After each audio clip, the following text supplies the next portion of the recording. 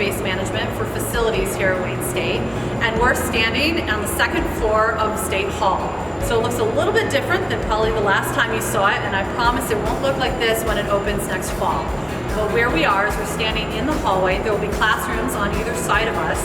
And one of the things that I think is really exciting about this project is the way that we're building in flexibility and agility into the spaces.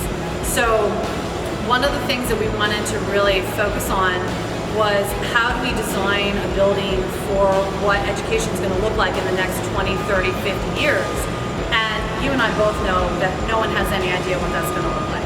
But what we can do is we can design spaces that are flexible, that can move and adapt and adjust with how we need education to respond to students and faculty moving forward. So there's a lot of flexibility built into this building. We have a variety of classroom sizes and types. We have classrooms that range from 1 to 20 students all the way up to over 100. And so we've mixed up the sizes of the classrooms in order to provide the widest variety of classroom sizes for the different ways that folks need to teach in here and need to learn in here.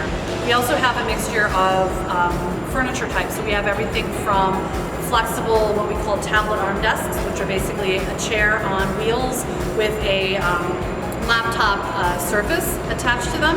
We have movable tables and chairs that allow you to kind of reconfigure a room very quickly, all on casters, so none of that, if you had classes in State before, you heard the kind of chairs and tables being dragged across the floor, no more of that. We also have a variety of lecture hall types. So these lecture halls will be everything from kind of a flat floor with those movable tables and chairs to larger tiered classrooms and lecture halls that have what we call double tiers. So basically on each step there'll be two kind of rows of stationary tables with movable chairs, and that allows us to have larger classes that may want to either do a traditional lecture or may also want to try and incorporate active learning or group work or some sort of collaboration into the way that they're teaching. So we have a variety of teaching types.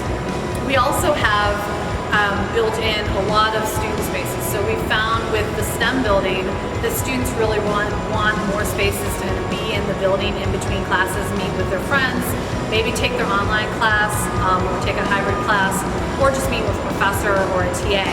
So we're building in student lounges on multiple floors in the hallways where you can hear, there's no windows right now, so you can hear everything on Cass.